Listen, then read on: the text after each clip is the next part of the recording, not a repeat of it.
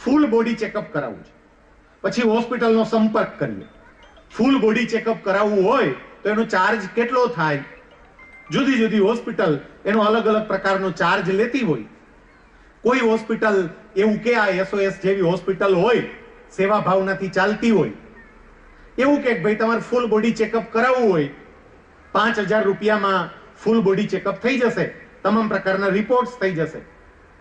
સાહેબ તમે full body checkup માટે આવો, આખો દિવસ દરમિયાન તમારા અલગ અલગ પ્રકારના રિપોર્ટ્સ થાય, તમારા ચેકઅપ થાય, સાંજ પડે તમારા રિપોર્ટ્સ તૈયાર થાય અને સાંજે તમને રિપોર્ટ આપવામાં આવે અને બધાય રિપોર્ટ જુઓ અને રિપોર્ટ બધાય નોર્મલ હોય, તમામે તમામ. Kidney function normal, heart normal, આ normal, sugar normal, BP normal, બધું નોર્મલ. પહેલો જ વિચાર સીધો કયો આવે? પૈસા પડી ગયા. સમજો છો, પહેલો જ વિચાર આ પૈસા પર. તે તારે જોતું તું આ બધામાં? બીપી હાઈ આવે, શુગર આવે એવું જોતું? તમે જોજો, આપણે રિપોર્ટ કરાવીએ, રિપોર્ટ નોર્મલ આવે તો કેટલાકને દુઃખ લાગે છે કે મારા પૈસા વયા ગયા. સમયાંતરે મેં તમને કીધું એમ સર્વિસ જો હું કરાવતો હોય, હવે કેટલાક લોકો તો મેં એવા જોયા છે સાહેબ, ગામડાના જોયા છે, ગામડામાં રહેતા હોય, ઓછું ભણેલા હોય, પણ કાર લીધી હોય ને તો કંપનીમાં જ સર્વિસ કરાવે. બોલો, કે બીજે ન દેવાય ભાઈ, કંપનીમાં જ મોકલાય. હો, આપણે કઈ પણ બાપા પૈસા એ નહીં, કંપની મોકલાય. અહીં કંપનીમાં મોકલો ને સાહેબ. આવું સરસ મજાનું ભગવાને શરીર આપ્યું છે. આ ડોક્ટર મિત્રો બેઠા છે. આજના જમાનામાં તો કેટલાક પોતે જ ડોક્ટર બની ગયા છે. બોલો, કઈક થાય ને મને ખબર પડે આમાં સેજ આ બાજુ કઈક આમ ધબકારા વધી ગયા એવું લાગે, ગૂગલમાં સર્ચ કરે, લેફ્ટ સાઈડમાં ધબકારા થોડાક વધે છે અને ગૂગલ એને જવાબ આપે કે આવું આવું આવું આવું હોઈ શકે અને એ પ્રમાણે ટ્રીટમેન્ટ ચાલુ કરે. સાહેબ આવો સમય આવી ગયો છે, લોકો કરે છે. કેટલાય લોકો મેં એવા જોયા છે, ડોક્ટર પાસે જવાને બદલે સીધા મેડિકલ સ્ટોરમાં જાય છે. બોલો, ત્યાં જ જાય અને મેડિકલ સ્ટોર વાળાને જઈને કે ભાઈ મને એને ઉધરસ છે, શરદી છે, તાવ આવે છે, અને ઓલોય ભાઈ પાછો એના માટે જે કોમન રૂટીન દવા દેવાતી હોય ઠપકારી દે. એની પાછળના કારણ કયા છે, શું કામ થયું હશે, તમારા શરીરમાં અત્યારે શું ચાલી રહ્યું છે, કશું જ જોયા વગર એ લઈ લેવાનું. મારે એટલું કહેવું છે સાહેબ કે પરમાત્માએ આપેલા આ અમૂલ્ય શરીર ઉપર એક્સપેરિમેન્ટ જાતે જાતે ના કરાય. જાતે એક્સપેરિમેન્ટ ના કરાય. એની એક્સપર્ટ વ્યક્તિ પાસે જઈ અને પછી એક્સપેરિમેન્ટ કરવા જોઈએ. મારે અધ્યાત્મ માર્ગે ચાલવું હોય ને તો કોઈ યોગ્ય ગુરુ જોઈએ અને યોગ્ય ગુરુ મને માર્ગદર્શન આપે પછી હું અધ્યાત્મ રાહે. ઘણા એમ કે નહીં, ભગવાન બુદ્ધે કહ્યું છે અપ્પ દીવો દીપો ભવ, તું જ તારો દીવો બહેન. આપણે પણ એમ નહીં ભાઈ, કોઈક શરૂઆતમાં જોઈએ કરું ને પછી હું મારી રીતે આગળ વધું. એ જ પ્રમાણે પરમાત્માએ આપેલું આ શરીર અત્યંત મૂલ્યવાન છે. એ શરીરનું સ્વાસ્થ્ય જાળવવું એ આપણા સૌની ફરજ છે અને એના માટે મારે યોગ્ય સમયે મારા શરીરની તકેદારી લઈને, જરૂર પડે તો ડોક્ટરની સલાહ લઈને આ શરીરને મસ્ત રીતે ચાલે એવું રાખવું, એવું કરવું જોઈએ. હમણાં મેં એક રિપોર્ટ જોયો, એક એમ્સનો ફેલો છે રોમેશ કરીને, ડોક્ટર રોમેશ, અને એમનો એક રિપોર્ટ હતો. એમણે એવું કહ્યું કે જેટલા અલગ અલગ પ્રકારના વિડીયોઝ સારવાર માટેના મુકાતા હોય, આ હું તમને એટલા માટે કહી રહ્યો છું કે આપણે આપણા સ્વાસ્થ્ય સાથે હવે કેવા ચેડા કરીએ છીએ ને એ આપણને ખબર પડે.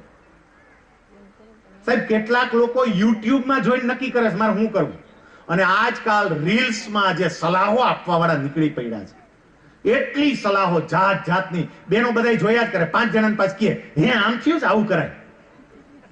હમણાં છેલ્લા અઠવાડિયાથી મને થોડી ઉધરસ, એનું પ્રમાણ વધી ગયું હતું. 2 દિવસ પહેલા જ એક શાકોત્સવના કાર્યક્રમમાં અમે જતા હતા. એટલે મારા વાઈફ હતા, હું હતો, અમારા ફ્લેટના બીજા 3 બહેનો કારમાં બેઠા હતા. કારમાં 2-3 વખત ઠસકા આવ્યા. કશું જ કીધા વગર પાછળ બેઠેલા બેને ચાલુ કરી દીધું તરત જ. એને 1-2 દવા નામ સજેસ્ટ કરી દીધા મને, આ કરવું જોઈએ, આ કરવું જોઈએ. હવે બેન પાછા કોલેજ કરી લે નથી. એટલે મેં એમને પૂછ્યું કે બેન તમે આ તમને કેમ કહો? કે મેં યુટ્યુબમાં જોયું હતું સાહેબ, રીલ્સ એક આવી હતી, એમાં જોયું હતું, એમાં કીધું હતું ઉધરસ થઈ હોય તો આમ કરે. આ ડોક્ટર રોમેશ, એમણે સાહેબ 1000 સ્વાસ્થ્યને લગતી અલગ અલગ પ્રકારની રીલ્સ એનો સ્ટડી કર્યો. 1000 રીલ્સ જોઈ, એમાં શું ઉપાય બતાવે છે તે, અને પછી સાયન્ટિફિકલી એ ઉપાયને ચકાસ્યા કે સાયન્ટિફિકલી એ સાચું છે, એમણે જે બતાવ્યું એ ખરેખર મેડિકલ સાયન્સની અંદર આ પ્રકારની વાત કરી છે.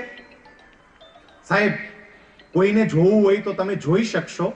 એમ્સનો એ ફેલો છે અને એમણે એવું કહ્યું કે મેં 1000 રીલ્સ જોઈ, એમાં જે ઉપાયો બતાવે એ ઉપાયો જાણ્યા, મેડિકલ સાયન્સ સાથે એને સરખાવ્યા, એમાંથી 97% ઉપાયો ખોટા હતા અને નોન સાયન્ટિફિક હતા. 97% નોન સાયન્ટિફિક, ખાલી 3%. સાહેબ, એનો મતલબ એ થયો કે આ સોશિયલ મીડિયાના વિવિધ માધ્યમો આપણને આરોગ્યની દ્રષ્ટિએ જ્ઞાન નહીં અજ્ઞાન પીરસે છે, અને આપણે લઈ લઈએ છીએ અજ્ઞાન. જે બતાવે એ સીધે સીધું લેવા જ માંડીએ છીએ. મારું શરીર મારા માટે સૌથી અગત્યનું છે અને એની હું તકેદારી રાખું. સાહેબ, મારે એ કેવું છે, આમાં કેટલીક બેઠેલી વ્યક્તિ હોય ને એ ઘણા એવું કે એ ભાઈ તમે હું સલાહ આપવા આવ્યા છો, મારું શરીર છે, મારે જેમ જીવવું હોય એમ જીવવું, તમારે હું લેવા દેવા, મારું શરીર છે, મને મારી રીતે જીવવા દો. મારે એ કેવું છે, સમજો, આપણું જીવન અને આપણું શરીર એ માત્ર આપણું નથી.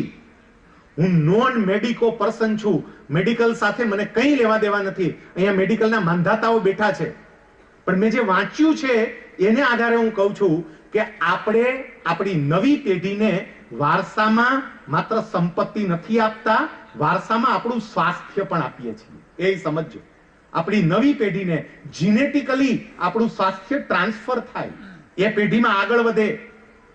મારા મમ્મીને ડાયાબિટીસ હોય કે મારા પપ્પાને ડાયાબિટીસ હોય તો મને ડાયાબિટીસ આવવાની શક્યતા વધી જાય. મારા મમ્મી કે મારા પપ્પા એને હૃદય રોગની કોઈ બીમારી હોય તો મને પણ એ હૃદય રોગની બીમારી આવવાની શક્યતા વધી જાય. એ જ પ્રમાણે મારા શરીરમાં કોઈ ખામી હશે તો મારી આવનારી પેઢીમાં એ ખામી જશે, એ પણ વિચારજો. અને એટલે મારું શરીર ખામી મુક્ત રહે, એમાં કોઈ પ્રકારની ખામીઓ ના રહે, એના માટે મારે ધ્યાન રાખવું જોઈએ. આવા વિસ્તારની અંદર આ હોસ્પિટલની શરૂઆત થઈ. સાહેબ, સૌથી પહેલા વંદન તો આજે હું આ મોટા આસરાણા ગામના આદરણીય રતિભાઈ વાઘેલાને કરું કે એમને આવો વિચાર આવ્યો. એમની આ જમીન ઉપર આ સરસ મજાની હોસ્પિટલ તૈયાર થઈ. હું એમના દીકરા હરેશભાઈ સાથે વાત કરતો હતો ત્યારે એમણે કહ્યું કે બાપુજીને એ વિચાર આવ્યો કે આપણા આ વિસ્તારની અંદર આપણે આરોગ્યની સેવા કરવી છે. આ વિસ્તારની અંદર લોકોનું શરીર સારું રહે, લોકો લાંબુ જીવે, નિરોગી જીવે, એ માટે આપણે જે કરી શકીએ એ કરવું છે. અને પછી એમાં આખું આ SOS ગ્રુપ જોડાણ હોસ્પિટલનું અહીંયા નિર્માણ થયું. સાહેબે જે વાત કરીને, મેં હોસ્પિટલની પહેલી વખત મુલાકાત લીધી, હોસ્પિટલમાં બધે આંટો માર્યો, ડોક્ટર પેલા પ્રભાત વાઘમસિંહ સાહેબની સાથે હું બધે ગયો, જોયું.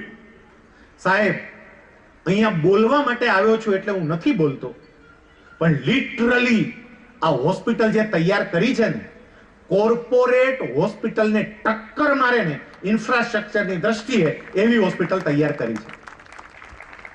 સાહેબ, મોટા મોટા સિટીની અંદર તમે જઈને જોજો, જે નક્કી કરેલા ક્રાઇટેરિયા હોય ને એ ફૂલફિલ ન થતા હોય, એવા તમામ ક્રાઇટેરિયા અહીંયા ફૂલફિલ થતા હોય એ જોયું છે.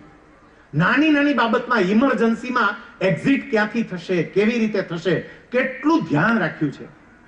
આ ચૈતન્ય સિંહાર સાહેબ જોડે મેં વાત કરી, એ આર્કિટેક્ટ છે. એમણે તરત જ કહ્યું કે આ હોસ્પિટલ નહીં, અહીંયા આવનારી વ્યક્તિઓને હોટલની ફિલિંગ આવે કે ભાઈ અહીંયા કંઈક માત્ર ને માત્ર હોસ્પિટલ જેવું એકદમ વાતાવરણ હોય ગંભીર, એવું નહીં. એમને કર્યું છે એવું. અને નાની નાની બાબતોને ધ્યાન રાખી છે કે આ દરિયાકાંઠો હોય તો દરિયાકાંઠાનો ભેજ ક્યાં અસર કરી શકે અને એવું કંઈ ના થાય એના માટે શું કરી શકાય ને, એવું જોયું છે.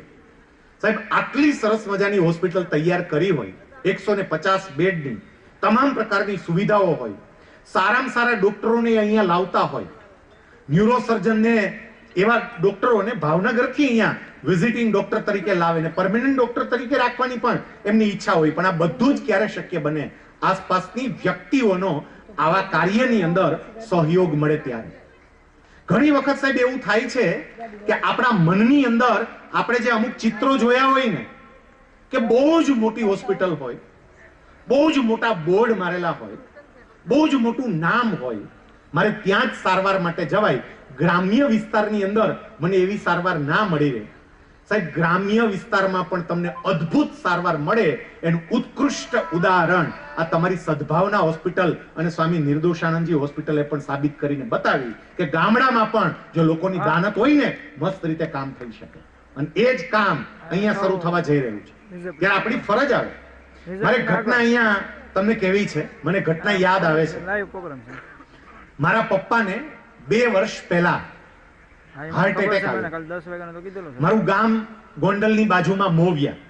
મારી જોબ એ વખતે ચાલતી હતી ગાંધીનગર.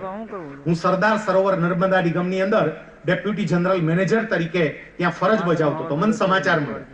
હું રાત્રે તરત નીકળી ગયો. રાજકોટની હોસ્પિટલમાં એક એમને દાખલ કર્યા હતા. મારા પરિવારના બીજા સભ્યો ત્યાં પહોંચી ગયા હતા. વહેલી સવારે હું ત્યાં પહોંચ્યો. ડોક્ટર સાથે બધી ચર્ચા કરી અને ડોક્ટરે મને એવું કહ્યું કે આમને અમે તમામ રીતે તપાસ્યા છે અને એમાં હવે સ્ટેન્ટ બેસાડવાનું શક્ય બને એમ નથી. એમની બાયપાસ કરવી પડશે. શું કરશું? સાહેબ, હું ગુજરાત સરકારનો સિનિયર ક્લાસ 1 અધિકારી હતો. મેં ડોક્ટરોને તરત જ કહ્યું કે સાહેબ, આ વિષય તમારો છે, આ વિષય મારો નથી. વિષય તમારો છે, નક્કી તમારે કરવાનું છે સાહેબ. એમના માટે જે યોગ્ય હોય એ નિર્ણય આપ કરો. મારે આના દ્વારા એ કહેવું છે કે ડોક્ટરો પર વિશ્વાસ રાખતા શીખવું. બધાય ડોક્ટરો કાતર લઈને જ નથી બેઠા. આ સાહેબે ઉદાહરણો આપ્યા, એમનું પોતાનું ઉદાહરણ આપ્યું. સાહેબ, આજની તારીખે પણ મેડિકલ ફિલ્ડની અંદર અત્યંત લાગણીપૂર્વક કામ કરનારા ડોક્ટરોની સંખ્યા પણ બહુ મોટી છે. એટલે ડોક્ટર પર વિશ્વાસ પણ મારે રાખવો જોઈએ. મેં તરત એમને કહ્યું સાહેબ, તમે નક્કી કરો, તમે નિર્ણય કરો. એમણે કહ્યું કે સાહેબ, આપણે બાયપાસ કરીએ. મેં હવે એવું તરત જ બીજી વાત આવી કે બાયપાસ ક્યાં કરવું. એટલે એ વખતે મેં મારા જે 2-4 ઓળખીતા મિત્રો હોય એ બધાને ફોન કર્યો. અમદાવાદના એક બહુ જ નિષ્ણાંત ડોક્ટર, એમનું નામ મારી પાસે આવ્યું અને જેટલાને ફોન કર્યો હતો એમાંથી લગભગ 80%એ મને એનું જ નામ કીધું કે તમે એમની પાસે જઈ અને બાયપાસ કરાવો. એટલે મેં બીજો નિર્ણય લીધો. આ ઘટનાને સમજજો કે હું મારા ફાધરનું બાયપાસ ત્યાં અમદાવાદ જે ડોક્ટરનું સજેશન મને 80% એક્સપર્ટે કર્યું છે એમની પાસે હું કરાવીશ. પછી મારા એક ડોક્ટર મિત્ર હતા, રાજકોટની અંદર જ હતા, રાજકોટની સિવિલ હોસ્પિટલમાં એ પ્રોફેસર છે. એટલે રાત્રે અમે બેઠા, ઉતાવળ નહોતી, 2-4 દિવસમાં નિર્ણય કરવાનો હતો. રાત્રે અમે બેઠા અને મેં એમને એવું કહ્યું કે મારા પપ્પાનું બાયપાસ કરાવવા માટે આ ડિસિઝન લીધું છે અને અમે અમદાવાદ જઈએ છીએ. એમણે મને તરત જ એવું કહ્યું કે તમે અમદાવાદ જાઓ, સારી વાત છે. જેનું નામ આપ્યું એ પણ બહુ સારી અને પ્રસિદ્ધ વ્યક્તિ છે આ ક્ષેત્રની. એમને મને તરત એવું કહ્યું કે રાજકોટમાં કોઈ એવા ડોક્ટર નથી જે બાયપાસ કરતા હોય. મેં કહ્યું રાજકોટમાં છે જ. પછી એમણે તરત કહ્યું કે હું ઓળખું છું રાજકોટના 4 ડોક્ટર બાયપાસમાં, એનું સારું નામ છે રાજકોટની અંદર, એમણે શરૂઆત કરી છે. પછી એમણે જે વાત કરીને સાહેબ એ સાંભળવા જેવી હતી. એમણે મને એવું કહ્યું કે સાહેબ, તમારા જેવી વ્યક્તિઓ રાજકોટમાં આટલી સારી ફેસિલિટી હોય અને છતાંય જો અમદાવાદ જાય તો રાજકોટમાં કોઈ નવી વ્યક્તિઓ નવું સાહસ કરવા માટે તૈયાર કેવી રીતે થશે? કોઈ નવી વ્યક્તિઓને કંઈ કરવું હશે તો કરશે કેવી રીતે? અહીંયા જેને શરૂ કર્યું છે ને એ લોકોએ કદાચ કંટાળી અને અહીંથી જતા રહેશે જો એને આપણે સહકાર નહીં આપીએ તો. યોગ્ય ડોક્ટર ન હોય, યોગ્ય વ્યવસ્થા ન હોય તો ચોક્કસપણે જવું જોઈએ. પણ વ્યવસ્થા યોગ્ય છે, ડોક્ટર યોગ્ય છે, એમણે કરેલી બાયપાસ સર્જરીનો ઇતિહાસ તપાસો, બધી સક્સેસફુલ છે, તો પછી તમારે શું કામ લાંબુ થવું છે? અને મેં તરત મારો નિર્ણય બદલ્યો કે નહીં, બાયપાસ સર્જરી હું રાજકોટમાં કરાવીશ. રાજકોટની અંદર ડોક્ટર માધવ ઉપાધ્યાય પાસે મારા ફાધરની અમે બાયપાસ સર્જરી કરાવી. સાહેબ, સક્સેસફુલી રહી, ખૂબ સક્સેસફુલી રહી. 2 વર્ષ થયા, મારા પિતાને કોઈ તકલીફ નથી. મારે આ પ્રસંગ દ્વારા આપને એવું કહેવું છે કે મોટા આસરાણા જેવા નાના ગામની અંદર આવડી મોટી હોસ્પિટલ ઊભી કરવી આ કોઈ સામાન્ય બાબત નથી. લોકો ઉપર કેટલો વિશ્વાસ રાખ્યો હશે આમને બધા સંચાલકોએ કે લોકો આપણને સાથ આપશે, લોકો આપણને સહકાર આપશે. અહીંયા એમને જેવી ઇન્ફ્રાસ્ટ્રક્ચરની જરૂર છે બધું ઇન્ફ્રાસ્ટ્રક્ચર આપણે ઊભું કરી દઈએ. જે એક્સપર્ટ ડોક્ટરની જરૂર છે એક્સપર્ટ ડોક્ટર લાવી દઈએ. એમના માટે ગમે એટલો ખર્ચો કરવો પડે, ખર્ચ કરવાની આપણી તૈયારી. આ બધી જ તૈયારી સાથે જ્યારે આટલું મોટું રોકાણ કરી આ હોસ્પિટલ શરૂ કરી હોય અને એમાં તમામ પ્રકારની સુવિધા બહુ સારી મળતી હોય તો આપણા બધાની ફરજ છે કે આપણે પ્રાયોરિટી આપણા વિસ્તારની હોસ્પિટલને આપવી જોઈએ કે જેથી કરીને બીજી બે વ્યક્તિને અહીંયા કંઈક નવું કરવું હોય ને તો એ કરવાની હિંમત થાય અને આપણા વિસ્તારને કોઈ બીજી નવી સુવિધાનો લાભ મળે. આ એક વિચારજો. મને આ વિચાર મારા પિતાની બાયપાસ સર્જરીમાંથી આવ્યો, પણ પેલા ડોક્ટર મિત્રએ જે મને વિચાર આપ્યો ને એ વિચારને હું ખરેખર વંદન કરું છું. એમણે બહુ સરસ વાત કરી હતી અને આ જ વાત ઉપર પ્રત્યેક વ્યક્તિએ વિચાર કરવા જેવો છે. સાહેબ, અહીંયા આપણે જ્યારે શારીરિક સ્વાસ્થ્યની વાત કરીએ છીએ કે આપણું આ શારીરિક સ્વાસ્થ્ય આપણા માટે ખૂબ જરૂરી છે, પણ આજના સમયમાં શારીરિક સ્વાસ્થ્ય માટે અને સારવાર માટે જે ખર્ચ કરવો પડે ને એ ખર્ચ ઘણી વખત તો સમૃદ્ધ પરિવારને પણ ન પોસાય એવો ખર્ચ થાય છે. ઘણી વખત સમૃદ્ધ પરિવારને પણ નથી પોસાતો. ભાવનગર જિલ્લાના જ એક ગામડાની વ્યક્તિ સુરતની અંદર રહેતા હતા અને કોરોના વખતે એમના પિતાની સારવાર માટે એ ભાઈએ સુરતની અંદર પોતાનું જે મકાન હતું ને એ મકાન વેચી નાખ્યું અને ગામડાની જમીન વેચી નાખી. એમને લગભગ એમના પિતાની સારવાર પાછળ 85 લાખ રૂપિયા ખર્ચ્યા હતા. સાહેબ, ખર્ચો પણ એટલો બધો થતો જાય છે કે વ્યક્તિ આરોગ્યની જાળવણી કેવી રીતે કરે. અને એટલે જ ઘણી વખત એવું બને કે ડોક્ટરે સલાહ આપી હોય કે તમારે દર 15 દિવસે 2 વખત ડાયાલિસિસ કરાવવાનું છે, પણ ડાયાલિસિસનો ખર્ચો એને પોસાતો ન હોય ને એટલે એ વ્યક્તિ દર 15 દિવસે 2 વખત ડાયાલિસિસ કરાવવાને બદલે ઘણી વખત એવું બને કે મહિનામાં 1 વખત ડાયાલિસિસ કરાવે અને પછી એની કિડની વધારે ને વધારે નબળી થતી જાય. એનો ખર્ચો એને પોસાતો નથી. પણ આપણા પ્રધાનમંત્રી નરેન્દ્રભાઈ મોદી સાહેબ, માત્ર પોલિટિકલી હું વાત નથી કરતો, કેટલીક બાબતો શરૂઆત આનંદીબેન મુખ્યમંત્રી હતા ત્યારે માં અમૃતમ યોજના દ્વારા એમણે શરૂઆત કરી અને વડાપ્રધાને આ જ યોજનાને સમગ્ર ભારતની અંદર વિસ્તારી. અત્યારે PMJY યોજના છે, પ્રધાનમંત્રી જન આરોગ્ય યોજના. તમે વિચાર તો કરો, હમણાં રાજકોટની એક કોર્પોરેટ હોસ્પિટલની અંદર મારા એક બહુ જ સમૃદ્ધ રિલેટિવ એ દાખલ થયેલા હતા. એમની ખબર પૂછવા માટે હું ગયો. અને જ્યારે હું બહાર આવતો હતો તો મારા ગામના વાણંદનું કામ કરતા એક ભાઈનો દીકરો ત્યાં મને મળ્યો. કોર્પોરેટ હોસ્પિટલ સાહેબ, કોઈને ખર્ચ પોસાય નહીં. પછી મેં એને પૂછ્યું કે દોસ્ત તું અહીંયા? તો કે પપ્પાને દાખલ કર્યા. મેં કેમ? એનું ઓપરેશન છે. હું એમના રૂમ સુધી ગયો, એમની ખબર પૂછવા રૂમમાં ગયો. એમની તબિયત બરોબર હતી, ઓપરેશન થઈ ગયું, 3 દિવસ થયા હતા. પછી મેં એમને પૂછ્યું તમને પોસાય કેવી રીતે? મને કે સાહેબ કાર્ડ છે ને, કાર્ડમાં થઈ જાય છે. અહીંયા સાહેબ હેલ્પ ડેસ્ક પણ આ હોસ્પિટલની અંદર મૂક્યું છે. વ્યક્તિઓમાં માત્ર જાગૃતિની જરૂર છે. હું અહીંયા એ વાતે પૂછતો હતો, મેં કીધું કદાચ કોઈએ ગામડામાં જ્ઞાનના અભાવના કારણે આ કાર્ડ કઢાવ્યું નથી અને એ વ્યક્તિ અહીંયા સારવાર માટે આવી ગઈ તો મને કે જરૂરી ડોક્યુમેન્ટ્સ રજૂ કરે તો તાત્કાલિક એનું કાર્ડ પણ નીકળી જાય. અને એ તો આ અમરીશભાઈ જેવા જાગૃત વ્યક્તિઓએ કેટલી મહેનત કરી છે. લગભગ વિસ્તારની અંદર તમામ વ્યક્તિઓના કાર્ડ છે, તો એ કાર્ડનો ઉપયોગ કરો ને. કેટલીક વ્યક્તિઓ છે ને બીવે છે હજી. અહીંયા જેટલા મોટી ઉંમરના છે મારે એમને કેવું છે, અમુક બીવે એ કે દવાખાને ન જવાય, દવાખાને જવાય, એમાં કઈ વાંધો નહીં. ડરીને કેટલું જીવશું, એના કરતા જશું તો કઈ ખામી હશે, એ ખામી સમયસર પકડાઈ જશે અને એ ખામી પકડાઈ જશે ને તો એની યોગ્ય સારવાર થશે. યોગ્ય સારવાર થવાને કારણે આપણા આયુષ્યની દોર એ લંબાઈ જશે. અને એટલે સરકાર જે યોજનાઓ આપે છે એ યોજનાઓનો યોગ્ય લાભ લેતા પણ આપણે શીખીએ. સાહેબ, આપણા દેશની અંદર એક વર્ગ એવો છે, મારે ખુલીને બહુ નથી કેવું, તમે સમજી શકશો, સરકારની યોજનાનો મેક્સિમમ લાભ એ લે છે. બોલો, મેક્સિમમ લાભ. અને આપણે હજી સરકારી યોજનાનો લાભ જ નથી લેતા, ખબર જ નથી. એટલે આટલો બધો ટેક્સ ભરે છે લોકો, તમે બધા ટેક્સ ભરો છો, પેટ્રોલ ભરાવા જાઓ કેટલી બધી રકમ આપો છો, તેનો લાભ લ્યો ને સાથે.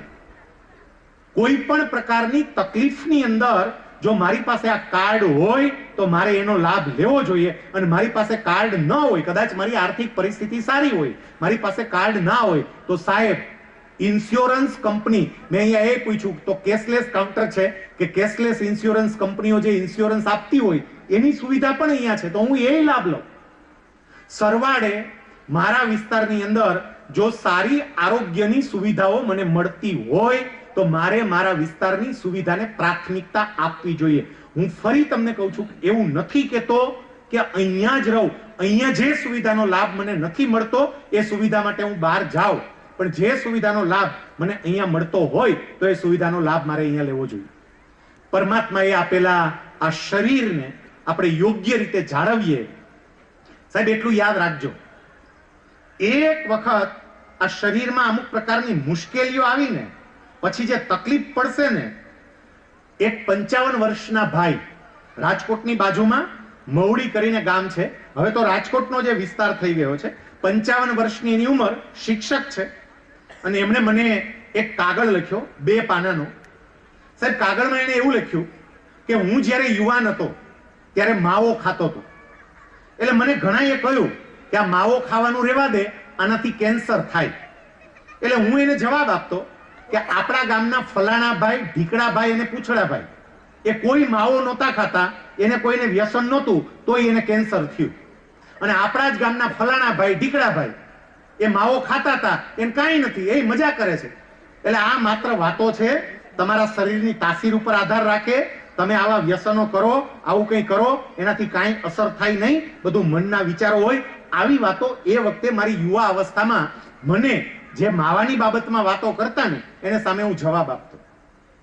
એમણે એવું કહ્યું, સાહેબ 55 વર્ષે મને કેન્સર થયું, અને 55 વર્ષે કેન્સર થયું એટલું નહીં, આખો ભાગ એક ગાલનો કાઢી નાખ્યો. એની સાથે સાથે મારી જીભ પણ કાપવામાં આવી છે, મારી જીભ કપાઈ ગઈ છે. અત્યારે સાહેબ હું જમું છું પણ હું ખાઉં ને એ ખબર જ નથી પડતી, શરીરમાં એમને જતું રહે છે, કોઈ પ્રકારનો સ્વાદ મને આવતો જ નથી. છેલ્લા પેરેગ્રાફમાં એ ભાઈએ લખ્યું હતું કે સાહેબ હું રાજકોટના મવડી વિસ્તારમાં રહું છું, મારી પાસે 100 કરોડની આસપાસની કિંમતની જમીન છે. મારી જે જમીન છે એની કિંમત 100 કરોડ થાય છે, પણ 100 કરોડની કિંમતની જમીન હોવા છતાં પણ હું કોઈ પ્રકારનો આનંદ લઈ શકતો નથી. જમવાનો આનંદ તો કોઈ મને આવતો જ નથી, માત્ર ને માત્ર મારા શરીરમાં સર્જાયેલી એક ખામીને કારણે. જ્યારે ખામી સર્જાય, તકલીફ પડે ત્યારે ખબર પડે, ત્યાં સુધી ખબર નહીં પડે. અત્યારે તો વેગમાં જ જાતું હોય છે, અરે આવો તો બધું હાલે, આમાં કાંઈ ન હોય. અને એટલે હું ફરી એકની એક વાત કહું છું કે આપણા શાસ્ત્રોએ કહ્યું છે, આપણા દર્શનોએ કહ્યું છે, આપણું આ શરીર એ સાધન છે. આપણા શાસ્ત્રો એવું કહે છે, શરીરમ ખલુ ધર્મ સાધનમ, એ કહ્યું છે કે આ શરીર એ ધર્મ સાધના માટેનું ખરેખર સાધન છે. તો એને જાળવીએ, એને સાચવીએ, એનું આરોગ્ય સાચવીએ. અહીંયા આ સારવારની દ્રષ્ટિએ તો બરોબર, પણ એ ઉપરાંત એના કેટલાક જે પાયાના સિદ્ધાંતો છે, એ પાયાના સિદ્ધાંતો પણ મારા શરીરની જાળવણી માટે મારે ધ્યાનમાં રાખવા જોઈએ. એ સિદ્ધાંતો ડોક્ટરો સમજાવી શકે, પણ અમારા અધિકારીઓની, જે સિલેક્ટેડ અધિકારીઓની એક નેશનલ કોન્ફરન્સ હતી, અને નેશનલ કોન્ફરન્સની અંદર એક સ્ટેફિક નામનો સબ્જેક્ટ હતો, અને એ સબ્જેક્ટની અંદર આપણા ઇન્ડિયાના એક્સપર્ટ જે આવેલા હતા, સમગ્ર ભારતમાંથી દરેક રાજ્યના સિલેક્ટેડ અધિકારીઓ હતા, અને એમાં એમણે જે વાત કરી હતી ને એ ખાલી 2-3 વાતો મારે કહેવી છે. મારી સાથે ડોક્ટર મિત્રો પણ સહમત થશે કે મારી શારીરિક સ્વસ્થતા માટે આ વાતો બહુ જરૂરી છે. એમણે અમને એક એવી સલાહ આપી હતી કે તમારું શરીર સારું રહે એવું તમે ઈચ્છતા હોય તો તમને ભૂખ લાગી હોય એના કરતા ઓછું જમો, અને તરસ લાગી હોય એના કરતા વધારે પાણી પીવો. એક અમને આ સલાહ આપી. ભૂખ લાગી હોય એના કરતા ઓછું જમો, અને તરસ લાગી હોય એના કરતા વધારે પાણી પીવો. હવે જરાક દરેક વ્યક્તિ પોતાની જાત આરે વાત કરો તો. ભૂખ લાગી હોય ત્યારે ઓછું જમો, જમાય જ ખરું? અત્યારે શિયાળો ચાલે છે, ગોગડીનો પ્રોગ્રામ વાડીમાં કર્યો હોય, કુંભણિયા, અને રહી અગે એમાં હારે હિંગ નાખતા જતા હોય, લીંબુ નાખતા જતા હોય, કેટલું અંદર હોય છે કઈ માપ જ ન રહી આવે. ઘણાના તો એસ્ટિમેટ ખોટા પડે છે. બોલો કે આટલા માણસો હશે તો આટલામાં થઈ રહે, ઘટે. કારણ કે કોઈ મર્યાદા જ નથી રાખતા. આપણી આરોગ્ય માટે, આપણી જાળવણી માટે આ બહુ જરૂરી છે. ઠાકર સાહેબ, મેં એક નવું ચાલુ કર્યું છે હમણાં, કે કોઈ પણ જગ્યાએ પ્રસંગમાં જઈએ, સામાજિક પ્રસંગો કે આપણા એવા હોય, તો હું વડીલોને મળું. વડીલો એટલે જેની ઉંમર 90 વર્ષ હોય, 100 વર્ષ હોય, એવા વડીલો, માજી, એમની જોડે બેસું. એમની જોડે વાત કરીએ. સાહેબ, કોમન દરેક પાસેથી એક વાત જાણવા મળે. એમનો ખોરાક અત્યંત સાદો અને સરળ. હું પૂછું, તમે શું જમો? તો કે રોટલો દૂધ. આવું જવાબ લગભગ મોટા ભાગના 80% જે લોકો 90 વર્ષ ઉપર મસ્ત તંદુરસ્ત જીવન જીવે છે ને, એમનો આ જવાબ છે.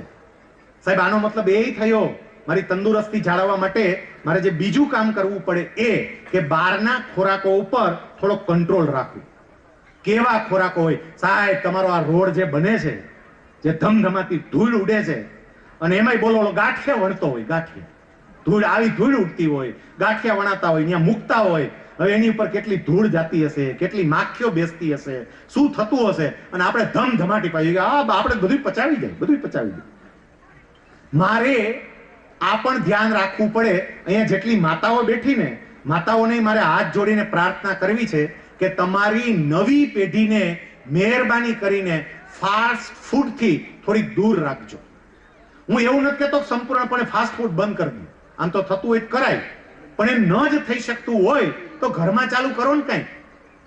મારા ઘરની અંદર મારા પત્ની જાતના અખતરા કરે. સાહેબ, અમે બહાર જમવા જતા જ નથી. મારા છોકરાને પીઝા ખાવાતા તો મારા ઘરવાળીએ ભાખરી પીઝા ચાલુ કર્યા. ભાખરી હોય, ભાખરીને બરોબરની કડક કરે એકદમ, અને કડક કરી અને ભાખરી ઉપર તમામ સરસ મજાનું ડેકોરેશન કરી દે. મજા આવે છે ખાવાની, તંદુરસ્તી વાળા. અને અમારા તો ભાખરી પીઝા પ્રખ્યાત થઈ ગયા. હગાવાલાય પૂછે, ભાખરી પીઝા કર્યા? તો આવી ખાવા માટે તો કરો ને એવા ભાખરી પીઝા કંઈક. પણ એ કરવા માટે મારે રીલ્સ માંથી બહાર આવવું પડે. આપણો ટાઈમ અત્યારે આમાં જ વયો જાય, આમાં માંગડીઓ ફેરવા કરે અને ટાઈમ વયો જાય. નવી પેઢી આ ફાસ્ટ ફૂડ થી દૂર રહે ને, એ બહુ જરૂરી છે. એટલે એક ઉપાય, ભૂખ લાગે એના કરતા ઓછું જમવું, તરસ લાગે એના કરતા થોડુંક પાણી પીવું, પાણી પીવાની થોડીક મર્યાદા વધારું, બીજું ફાસ્ટ ફૂડ બંધ કરવું. ત્રીજો ઉપાય એમને જે બતાવ્યો હતો તે બને ત્યાં સુધી ખાંડ અને મીઠું એ બંનેનો ઉપયોગ ઓછો રાખવો. ડોક્ટરોએ આની બાબતમાં, કારણ કે ત્યાં અમને જે ઉપાયો આપ્યા હતા એ હું તમને કહું છું. ખાંડ અને મીઠું બંનેનો ઉપયોગ ઓછો રાખવો. આપણે તમે જોજો બેયનો ઉપયોગ, અને એમાંય આપણા ગુજરાતીમાં તમે જુઓ બધાયમાં આવે. ગમે શાક બનાવે, જે બનાવે, ખાંડ તો નાખવાની જ બધામાં આવે, તમામ. અને મીઠું બધાય, જો અત્યારે આપણો આ કાર્યક્રમ પૂરો થાય, હમણાં આપણે બધા જમવા જાશું, છેલ્લે છાશ પીવા જાય એટલે કેટલાક મીઠું ગોતશે. મીઠું ક્યાં? કારણ કે છાશમાં મીઠું ન નાખે ત્યાં સુધી મજા જ ન આવે. કાચું મીઠું તો ઝેર છે એવું મેડિકલ કહે છે કે કાચું મીઠું તો નહીં જ, રાંધેલું હોય બરોબર, હજી સમજ્યા, કાચું માથે નખાય જ નહીં. સ્યુગર અને સોલ્ટ એ બંને ઉપર પણ હું કંટ્રોલ રાખું. જો આ હું તકેદારી રાખું, સમયાંતરે મારા શરીરનું હેલ્થ ચેકઅપ કરાવું, મારા જીવનની અંદર કસરત, યોગ અને પ્રાણાયામ એને સ્થાન આપું, તો હું મારું આરોગ્ય જાળવી શકું. અને આજ સૌથી સાચામાં સાચું ધન છે, એ સમજી રાખજો. એક નાની એવી વાર્તા આજના આપણા વિષયને લઈને કહી અને મારે વાતને પૂરી કરવી છે. આ વાર્તામાં મેં અત્યારે જે કંઈ પણ વાત કહી ને, એ વાતનો એમાં સાર પણ આવી જશે, અને હળવેકથી છેલ્લે એક અર્થ પણ હું મૂકી દઈશ. એટલે જરા ધ્યાનથી આ વાર્તાને સાંભળજો. એક રાજા હતા. એ રાજાને 4 રાણીઓ હતી. રાજા હતા એટલે એને પોસાય. આપણે ઘણે એકઈ નથી પોસાતા, પણ એ રાજા હતા. એની સમૃદ્ધિ એવી હોય, એને આવક એવી હોય, એટલે એમને 4 રાણી હતા. પહેલા રાણી, રાજા એને ખૂબ પ્રેમ કરે, ખૂબ સાચવે, એનું ખૂબ ધ્યાન રાખે. બીજા રાણી, એ બહુ દેખાવડા અને રૂપાળા હતા. એટલે રાજા ક્યાંય પણ બહાર જાય ને ત્યારે આ બીજા રાણીને પોતાની સાથે લઈ જાય, કારણ કે રૂપાળું બહાર બતાવવું આપણને બહુ ગમે. ત્રીજા રાણી બહુ લાગણીશીલ હતા.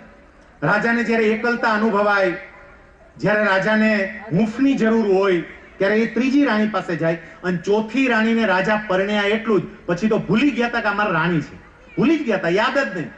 ચોથી રાણી ક્યારેક રસ્તામાં રાજાને મળે, રાજાને જોઈને સ્માઈલ આપે, તો રાજાઈ સામે સ્માઈલ આપે. પછી વિચારે કે આ બેન દાંત કાઢતા હતા એ હતા કોણ? કારણ કે યાદ જ નહોતું કોણ પરણ્યો છું. આ 4 રાણીઓ હતી.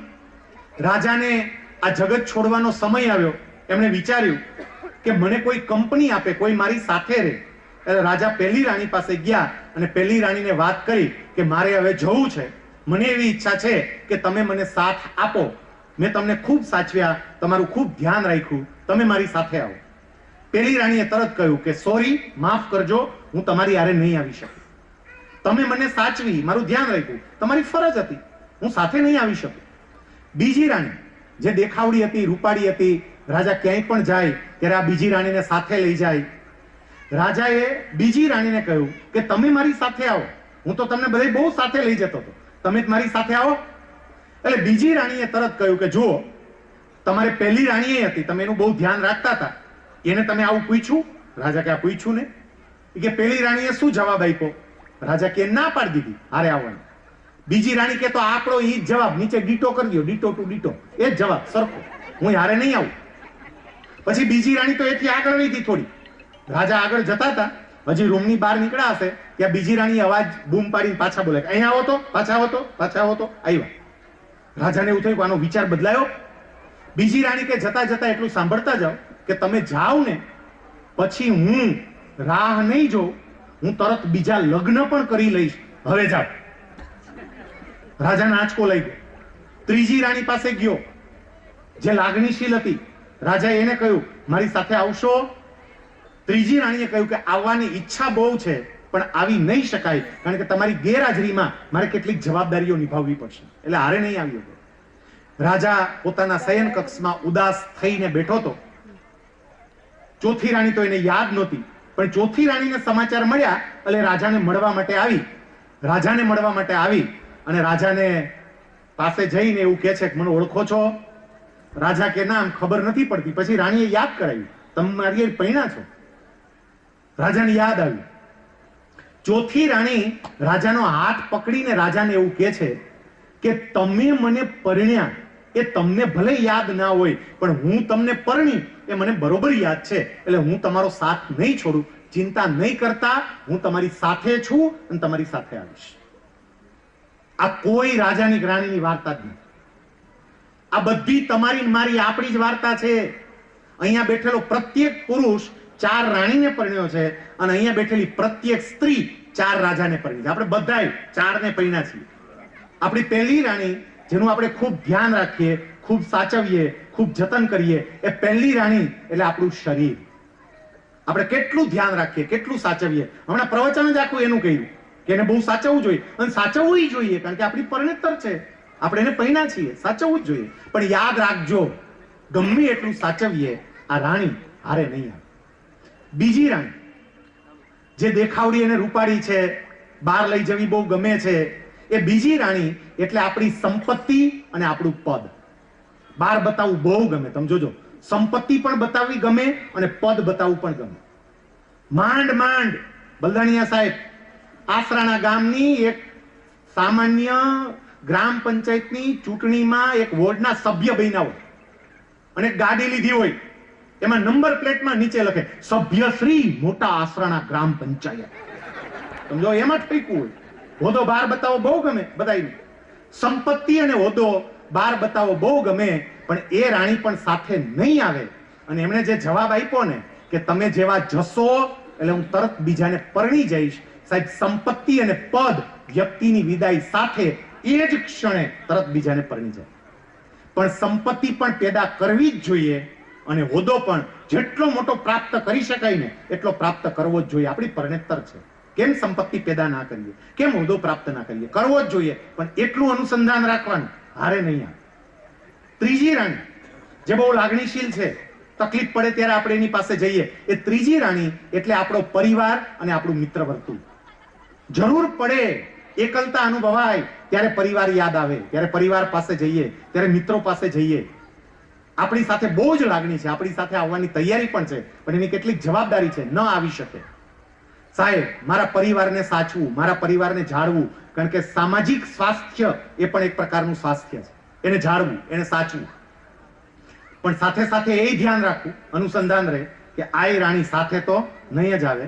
અને છેલ્લી રાણી જે આપણને પરણી છે પણ આપણે ભૂલી ગયા છીએ કે આ આપણને પરણી છે, એને યાદ છે હું પૈણી છું. એ છેલ્લી રાણી એટલે આપણો અંતરાત્મા, સેલ્ફ કોન્શિયસ, જે હંમેશા આપણી સાથે જ હોય, હંમેશા આપણી સાથે.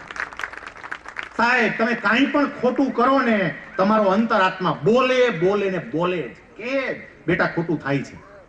પણ હવે તો આપણે કેવા થઈ ગયા, મોબાઈલના નંબર બ્લોક કરતા કરતા આપણને અંતરાત્માને બ્લોક કરતા આવડી ગયો છે. બોલ, કેટલાક લોકોએ તો અંતરાત્માને બ્લોક કરી દીધો છે. બોલતે જ નહીં યારો, અંદર 2-3 વખત પેલા બોલે,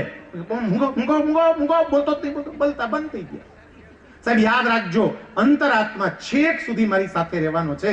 સાહેબે જે વાત કરી ને, ડોક્ટર સાહેબે, પરમાત્મા આ જગતમાં છે.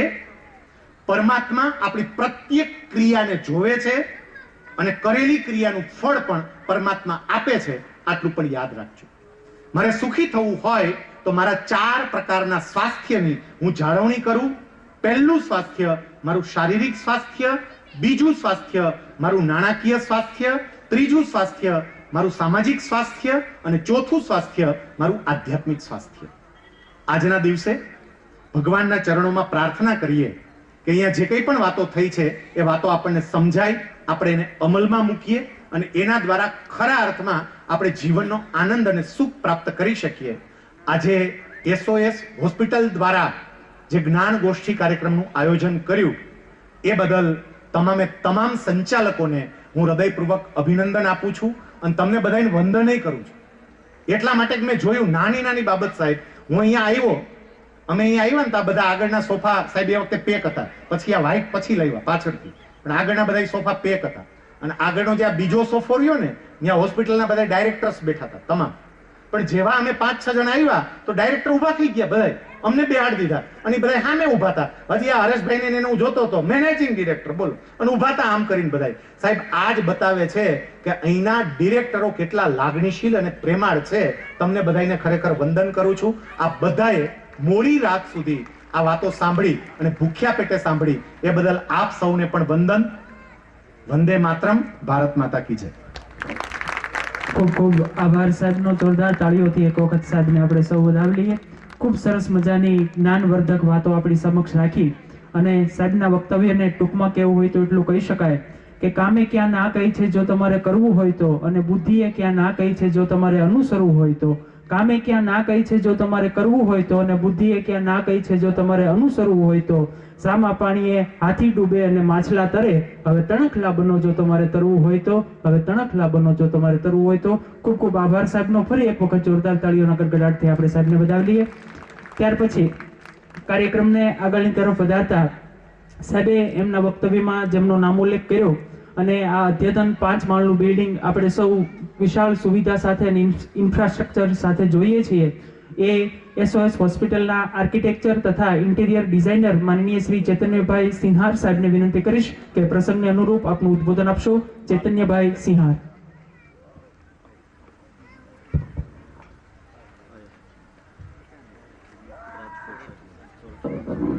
બધી વાત શૈલેષભાઈ સગભરિયાએ કહી દીધી છે અને ડૉક્ટર સાહેબે ડૉક્ટર્સની વાત કરી દીધી.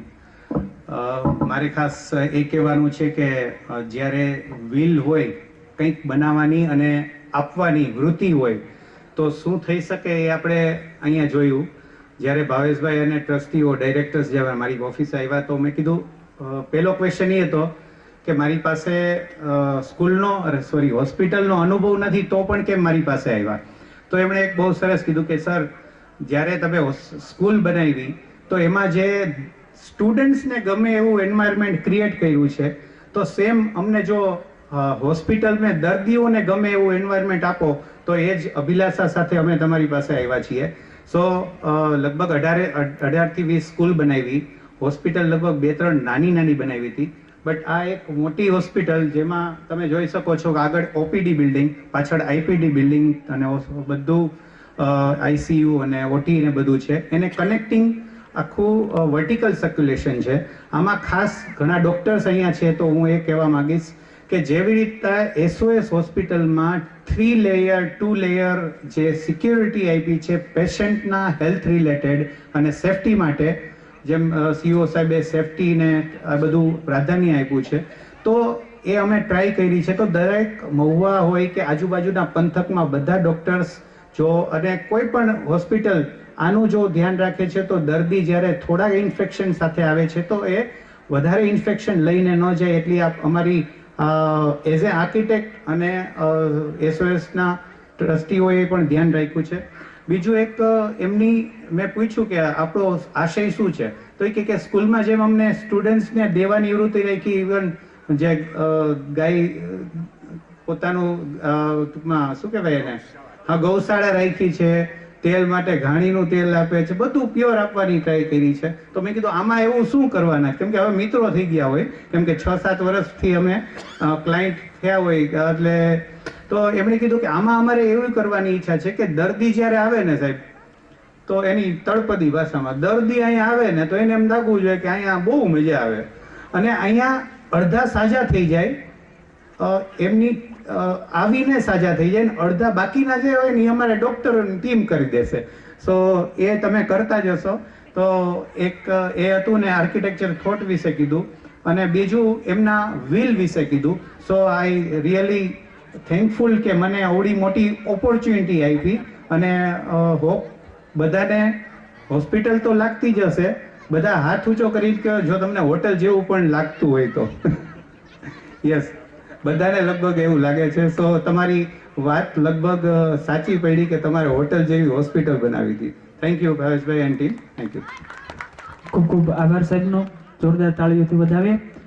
ત્યાર પછી સમય ઘણો બધો થઈ ગયો છે, બહાર ઠંડીનો માહોલ પણ છે, હજી આપણે બધાએ ભોજન પણ લેવાનું છે સાથે, પણ એ પહેલા આવી કડકડતી ઠંડીમાં આપ બધાએ આટલી બહોળી સંખ્યામાં ઉપસ્થિત રહી અમારા કાર્યક્રમને દીપાવ્યો એ બદલ SOS હોસ્પિટલ પરિવાર આપ સર્વેનો આભાર પ્રગટ કરવાનું ક્યારેય ન ચૂકે.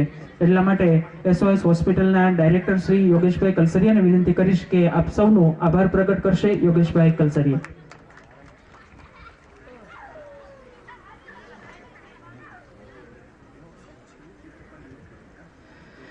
પહેલા તો બધાને જય દ્વારકાધીશ. આજના આ જ્ઞાન ગોષ્ઠી કાર્યક્રમમાં SOS હોસ્પિટલ પરિવાર વતી ખાસ મુખ્ય વક્તાઓ આપણા ડૉક્ટર શરદભાઈ ઠાકર તેમજ શૈલેષભાઈ સકપરિયા, એને સાંભળવા માટે અને તેમના જીવનના અનુભવનો લાહવો માણવા માટે SOS હોસ્પિટલના પરિવારને માન આપીને આવેલા તમામ રાજકીય આગેવાનશ્રીઓ, ડૉક્ટરશ્રીઓ, સમાજ શ્રેષ્ઠીઓ તેમજ APMC યાર્ડના ચેરમેનશ્રીઓ, ડિરેક્ટરશ્રીઓ તેમજ આસપાસના તમામ વિસ્તારમાંથી, વિવિધ વિસ્તારોમાંથી પધારેલા વેપારીગણ તેમજ ઉદ્યોગપતિઓ અને SOS પરિવાર સાથે સંકળાયેલા તમામ હિતેચ્છુઓને ખાસ અને વારંવાર તમામ કાર્યક્રમોમાં હાજરી આપો એવી અપેક્ષા સહ આ કાર્યક્રમ પૂરતી આભાર વ્યક્ત કરું છું. એક બધા આપ સૌ બેઠા છો એટલે મારે 1 મિનિટની નાની એવી વાત કરવી છે મિત્રો. આ હોસ્પિટલનું સપનું જે ભાવેશ કાકાએ જોયું, ખરેખર આજની કાર્યક્રમની આભાર વિધિ ભાવેશ કાકા કરવાના, તો હું એમનો સગો ભત્રીજો છું. અને ડૉક્ટર સાહેબની જે વાત સાંભળી અને એમણે પ્રભાત સર સાથે એવું કહેવરાયું કે હું ખરેખર આભાર વિધિ નહીં કરી શકું અને હું નહીં બોલી શકું. આ વાતનું જે અસર એમની ઉપર થઈ છે એટલે હું ખૂબ ભાવુક થઈ ગયો છું. કદાચ મારાથી શબ્દો નહીં નીકળી શકે, પણ એક ભરોસા સાથે હું તમને કહું છું, વ્યવસાય શિક્ષક અને હોસ્પિટલના ડિરેક્ટર તરીકેની મારી ભૂમિકા બજાવું છું, એટલે આભાર વિધિમાં આ બધી વાતો ન કરવાની હોય, પ્રોટોકોલથી વાકેફ છું, પણ છતાં મને માફ કરજો. પણ જ્યારે આ હોસ્પિટલનું નિર્માણ થયું ત્યારે ઘણા બધા એવા ઉદ્યોગપતિઓ જે અમદાવાદ, સુરત, ભાવનગર સિટીઓના ઘણા બધા ઉદ્યોગપતિઓએ આવી અને જાણ કરેલી કે ભાઈ તમે આવડું મોટું ઇન્ફ્રાસ્ટ્રક્ચર આ ગ્રામ્ય વિસ્તારની અંદર કરો છો તો તમે સિટીમાં બનાવો, 2 જ વર્ષમાં તમારા પૈસા ઊભા થઈ જશે. ત્યારે ભાવેશ કાકા અને તેમના તમામ ડિરેક્ટરશ્રીઓ અને જે આપ સૌએ વિઝિટ કરી ત્યારે જેમના આ હોસ્પિટલની જમીનના માલિક અને હોસ્પિટલના સ્વપ્નદ્રષ્ટા શ્રી રતિદાદા, એ બધાનું એવું માનવું હતું કે ભાઈ પૈસા તો આજ નહીં ને કાલે થશે, પણ જો આ વાળા પ્રદેશના દરિયાકાંઠાના વિસ્તારના લોકોનું ભલું થતું હોય અને જો એમને એક નાની એવી સુવિધા માટે મોટા સિટીમાં ન જવું પડે, અમદાવાદ, મુંબઈ વગેરે જેવા મોટા સિટીમાં ન જવું પડે, એના માટેની સારવાર ઊભી કરવાનો એક પ્રયત્ન અહીંયા કરવામાં આવ્યો. અને અમારા તમામ કન્સલ્ટન્ટ ડોક્ટર શ્રીઓની ખાસ અથાગ મહેનતના આધારે આ ગયા બુધવારે મેં સાહેબને પૂછ્યું હતું કે 51 સ્પાઇન અને ન્યુરો સર્જરીનો આ 41 મહિનાના સમયમાં અમે 41 ન્યુરો અને સ્પાઇન સક્સેસ સર્જરી કરી અને આ સેવા કરવાનો અમને મોકો મળ્યો. એ બદલ અમારો તમામ કન્સલ્ટન્ટ શ્રીઓનો પણ આભાર. અને ફરી વખત આપ અમારા આમંત્રણને માન આપી અને પધાર્યા છો, આપનો ખૂબ ખૂબ આભાર. વંદે માતરમ. આભાર યોગેશભાઈ, ખૂબ સરસ મજાની વાત આપણે રાખી. ફરી આપ બધા અહીંયા આપનો કિંમતી સમય આપ્યો ને આવી ઠંડીમાં સત્પરિયા સાહેબે કીધું એમ